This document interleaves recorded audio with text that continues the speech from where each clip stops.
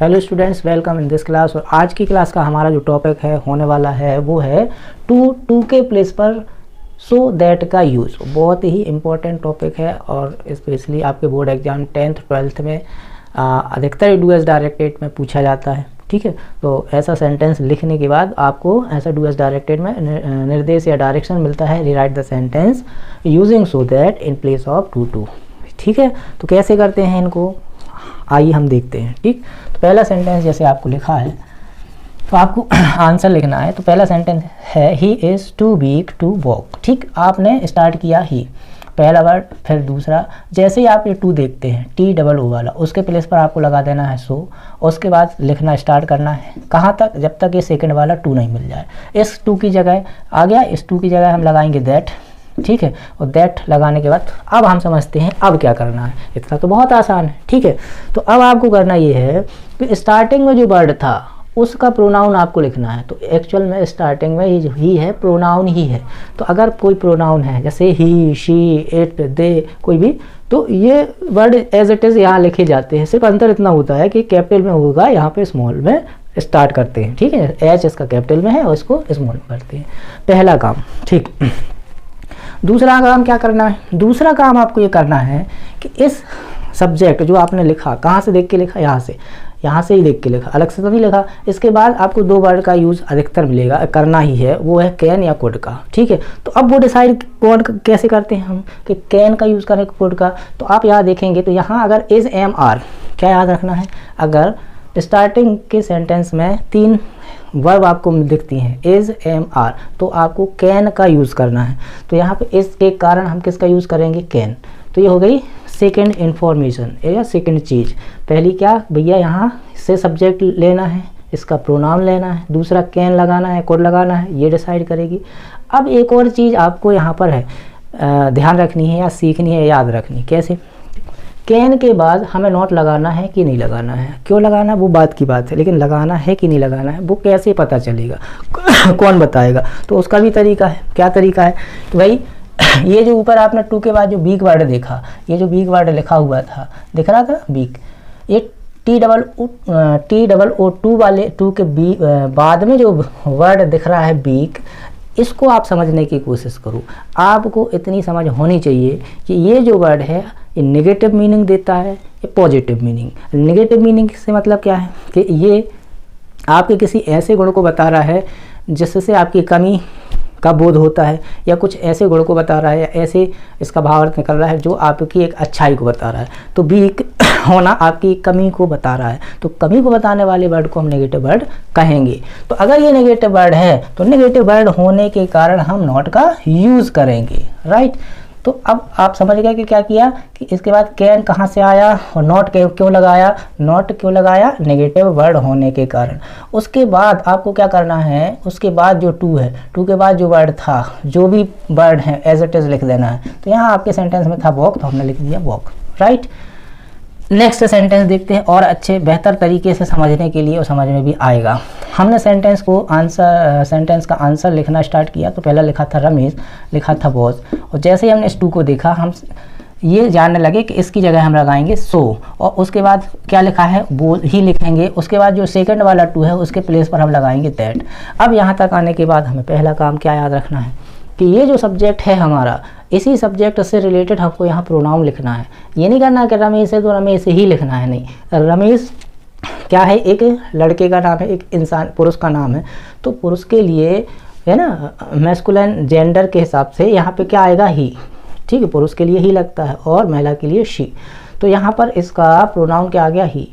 अब हमें ही के बाद क्या डिसाइड करना है कि हम कैन यूज़ करें कि कुड। दो वर्ड यूज़ होते हैं, कैन या कुड। तो उसको देखने के लिए रमेश के बाद या सब्जेक्ट के बाद वाले वर्ड को हम देखते हैं। यहाँ पे क्या है बॉज, ऊपर क्या था इज़, इसके कारण क्या यूज़ किया आपने कैन। अब यहाँ क्या है बॉज, ये पास्ट का है, तो कैन का पास्ट क्या होता है कुड। तो यहाँ पर कैसे पता चल गया कि कुड ही आना है, बॉज को देख के। ठीक है, अब तीसरा काम क्या करते हैं आप, इसके बाद क्या करते हैं कि आपको कुड के बाद नॉट लगाना है कि नहीं, तो वो उसकी जानकारी कौन देगा, ये स्लो। तो अब आप यहाँ खुद ही बताएं कि स्लो ये नेगेटिव मीनिंग देता है या पॉजिटिव। तो आप कहेंगे स्लो, भाई अगर आपकी गति धीमी है दूसरे की अपेक्षा तो ये आप में नेगेटिविटी को ही दिखाता है। नेगेटिविटी को दिखाने वाले शब्द को हम नेगेटिव वर्ड कह देते हैं, नेगेटिव एडजेक्टिव कह देते हैं। इसके कारण नेगेटिव होने के कारण यहाँ हम नॉट का यूज़ करते हैं, और नॉट के बाद टू के बाद जो चीज़ें हैं, है ना, एज इट इज़ जितनी भी है उनको हम एज इट इज़ लिखते हैं। तो टू के बाद क्या है, व्हेन द रेस। ठीक है, ये हो गया कंप्लीट। आई थिंक आपको बहुत अच्छे से समझ में आ रहा होगा। ठीक है, आगे चलते हैं क्वेश्चन नंबर 3 में। अगर मान लो आपको इस टाइप का कोई सवाल आपको आप डू एज डायरेक्टेड में आता है, तो आप कैसे स्टार्ट करते हैं। पहला वाला वर्ड जो लिखा हुआ है श्रेया, फिर लिखा इज, टू की जगह आप क्या यूज़ करेंगे, सो। लेज़ी की जगह लेज़ी ही आएगा, और सेकंड वाले टू के पहुंचने के बाद आपने क्या लगा दिया, दैट।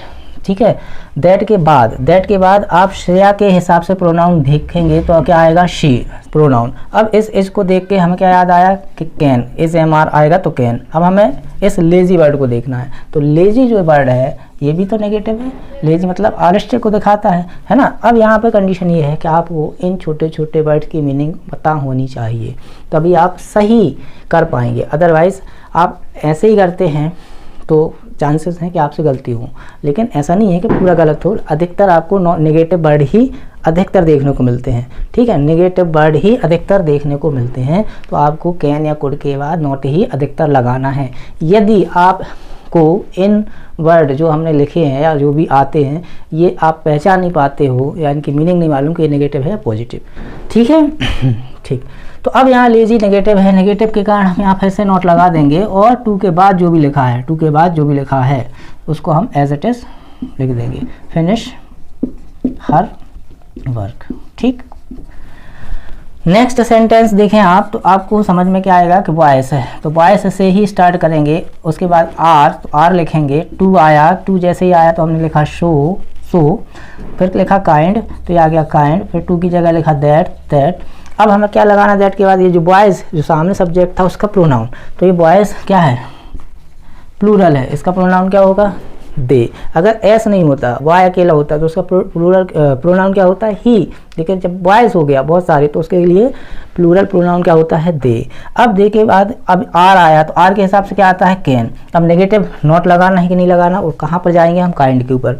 तो ये जो काइंड वर्ड है, ये क्या बता रहा है, क्या आपकी ये नेगेटिविटी बता रहा है, दयालु होना नेगेटिविटी है, नहीं है, ये पॉजिटिव वर्ड है, इसलिए हम यहाँ नॉट नहीं लगाएंगे। टू के बाद फिर क्या बचा, हेल्प, अदर। ठीक है, आई बात समझ में कि नहीं, बहुत ही सरल है। ठीक है, सो दैट का use in place of too. Last sentence में अब फिर से आप दिमाग लगाएंगे, गर्ल्स लिख दिया, वर लिख दिया। टू के प्लेस पर क्या आ गया, सो आ गया। लेट, तो लेट हो गया। ठीक है, टू के प्लेस पर क्या लगाते हैं हम, दैट। अब यहाँ क्या प्रोनाउन आएगा आपके हिसाब से, आप सोचें कि यहाँ गर्ल्स है, गर्ल्स, अगर यहाँ गर्ल अकेला होता तो हम क्या प्रोनाउन लगाते, वेरी गुड, सी। अब यहाँ गर्ल्स है तो सी नहीं लगेगा, फिर क्या लगेगा, तो चाहे अगर प्लूरल में बॉय के लिए हो या गर्ल्स के लिए हो, मीन्स फीमेल हो या मेल हो, कोई भी हो प्लूरल सब्जेक्ट, उसका प्रोनाउन ऑलवेज क्या होगा, दे ही होगा। ठीक है, अब क्या आएगा, अगला काम क्या करते हैं, कैन या कुड का यूज़, किसका यूज़ करेंगे, कौन बताएगा, तो आप देखें कि इस वर्ब को। ठीक है, इसने बता दिया कि पास्ट टेंस की वर्ब है, इसलिए यहाँ हम कुड का यूज़ करेंगे। ठीक है, किसके कारण, वर्ब के कारण। अब हमें नॉट लगाना है कि नहीं, तो वो कौन बताएगा, ये लेट जो वर्ड है वो कैसा है, नेगेटिविटी को बताता है, लेट होना मतलब नेगेटिव, तो इसके कारण यहाँ क्या लगाएंगे हम, नॉट। और बाकी का टू के बाद जो वर्ड है, जो भी वर्ड्स आते हैं, कैच जो भी आता है, उसको हम एज इट इज़ लिख देंगे। तो ऐसा ये आपका कंप्लीट हो गया। आई होप आपको सो दैट का यूज़ जो है टू के प्लेस पर समझ में बहुत अच्छे से आया होगा।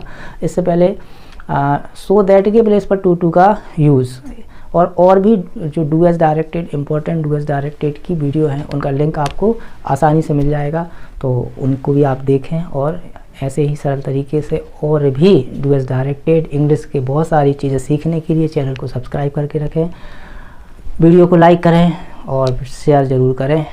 आज के लिए इतना, thanks, good day, good bye.